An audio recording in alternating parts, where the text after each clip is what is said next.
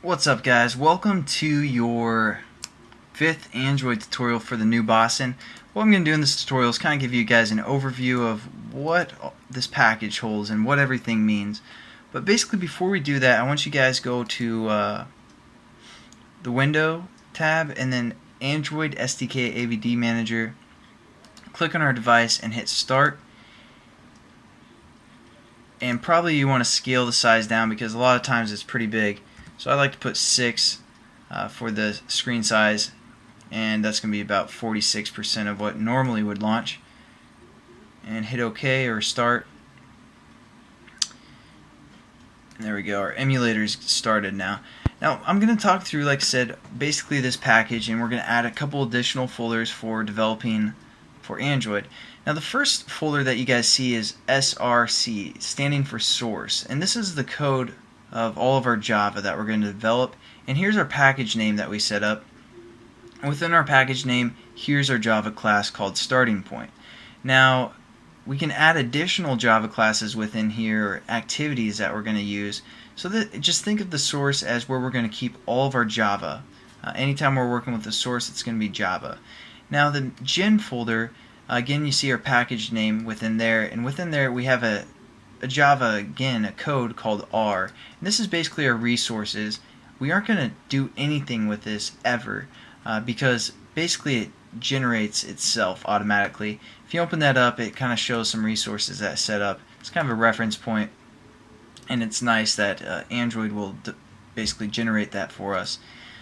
So make sure you never mess around with that one. And then the Android 2.2, this is where all the magic is. This is where the power is for the most part. This is our platform. Again, you guys can see the jar. There's an Android jar in there, and basically this holds a ton of different projects or packages. A ton of different packages, and within those packages they have classes, and within those classes they have methods. So we can use some methods from this package, these packages as well. So that's a ton of power. As you can see, there's a ton of different packages. I know I said a ton like a ton of times, but yeah, there's a lot in there. Basically just like our package, except they have a lot more classes and a lot more methods within those classes than what we have set up. So basically that's where the Android SDK comes in handy, and we need it because of all the methods.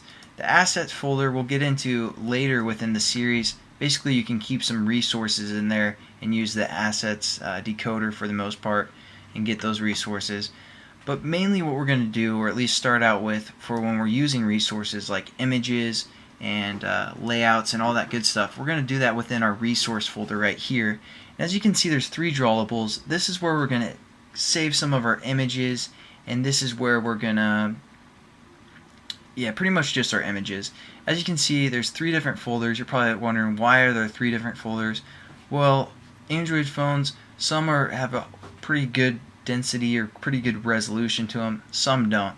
So basically what you can do is, if you have an image that you're going to use for a game or an app, basically you can save a high resolution or a high density image within this high density pixel, for the most part, folder, and then you can have that same image, the same name, but of a lower resolution that you guys have set up within like the low resolution drawable, and also that stands for medium.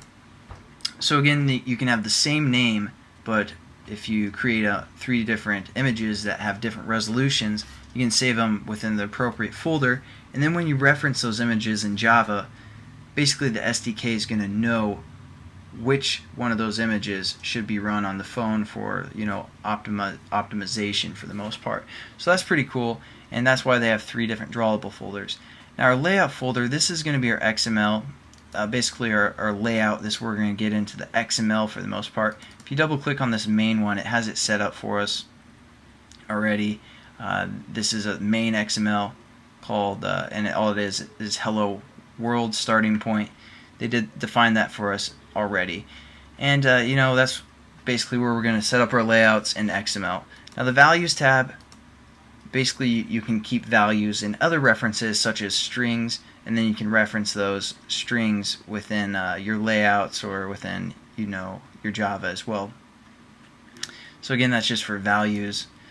What we're gonna do quickly, I'm gonna add 2 new folders. We're gonna go right click on a resource folder right there and go new folder, and we're gonna type this or spell this folder RAW for RAR, our RAR folder, and we're also gonna select this package, make sure it's in the right place, and make sure it's the resources, and all lowercase RAR, hit finish, and this is where we're going to save some sounds for our application.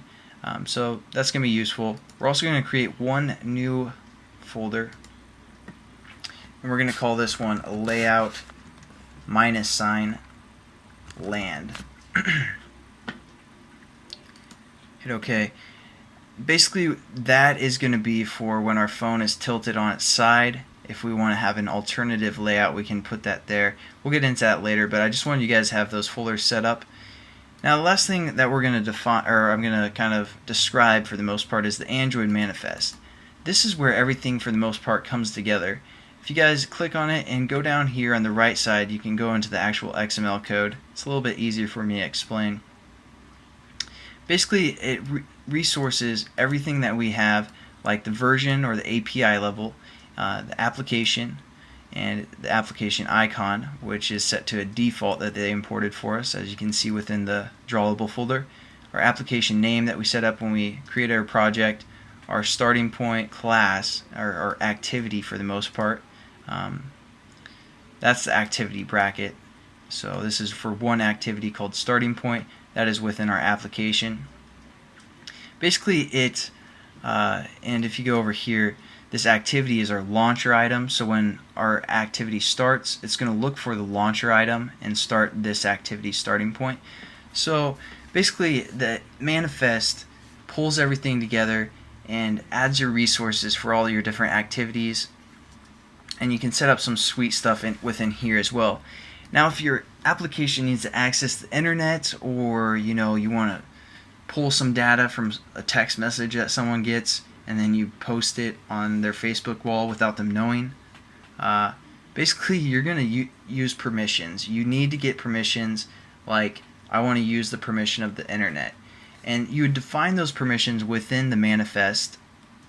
And then when someone downloads your application off the marketplace, they're going to see which permissions your app needs, such as, oh, it needs the internet, oh, it needs a receiver of some sort, oh, it needs to access my camera. What is this application doing? Basically, they're going to see that, and then if they want to download it, they can, but that's basically the only place that they're going to see what permissions we're going to use. We're going to do that within the XML, or within the manifest. So basically, that's kind of an overview. Only other thing I want you guys to do real quick is just right click on your whole package, go to run as Android application, and that's going to load up on our emulator. Again, what's going to happen, I'm just going to briefly talk through everything that's happening. As it's loading, or it's installing onto our emulator, it's looking for the launcher item, like I said, within the manifest. Then it calls this starting point class, and then it will call this starting point class that we set up right here, which is an activity class. And within the activity, it sets the content view to r.layout.main. I know this is a quick overview, but r.layout.main, which R stands for our resource folder, then our layout folder, and then our main XML again, which looks like this. So it's going to set the content view to that. And that's basically kind of a quick overview of how the activity works for the most part, and I'll catch you guys in the next tutorial.